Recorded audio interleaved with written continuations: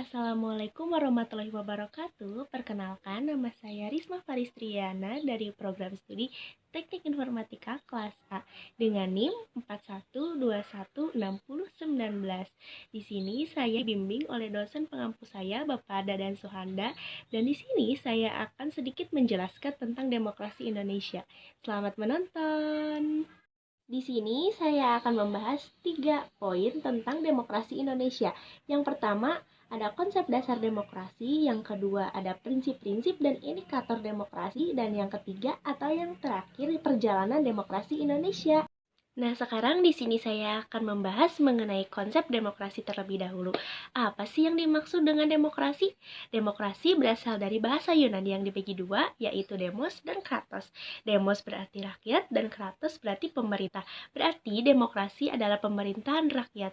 Dan menurut para ahli, salah satunya Abraham, pada tahun 1963, dia mengemukakan bahwa demokrasi itu adalah sistem pemerintahan dari rakyat, untuk rakyat, dan oleh rakyat.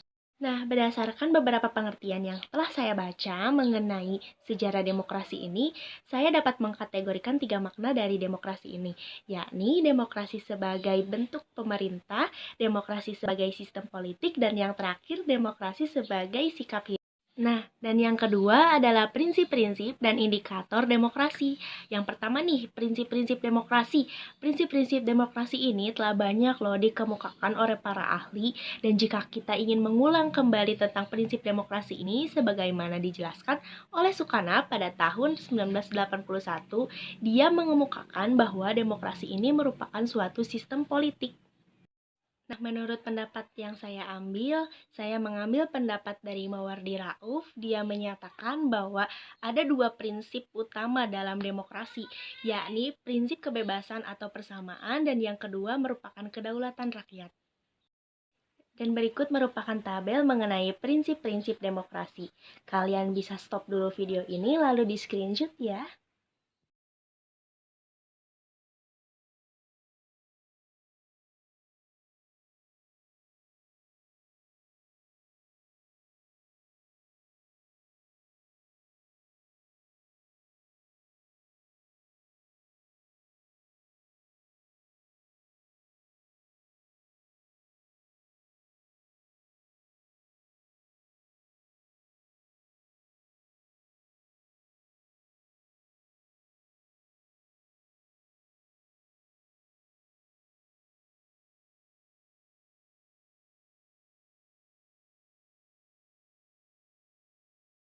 Nah, dan yang terakhir kita akan membahas mengenai perjalanan demokrasi Indonesia.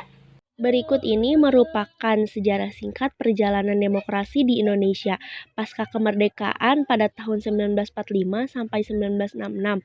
Para pendiri bangsa telah menetapkan Indonesia sebagai negara demokrasi.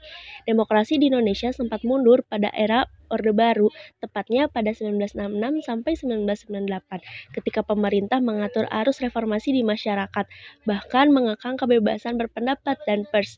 Pada era reformasi, tepatnya pada tahun 1998 sampai 2000, demokrasi di Indonesia kembali tumbuh dengan dibebaskannya pendirian parpol, kebebasan berpendapat, bahkan diterbitkannya undang-undang yang mendukung kebebasan pers pada saat ini. Tahun 2000 sampai sekarang, kebebasan berpendapat di Indonesia memang sedikit dibatasi, namun hal ini dilakukan untuk menahan tersebarnya berita-berita bohong dan provokatif di masyarakat. Oh, I never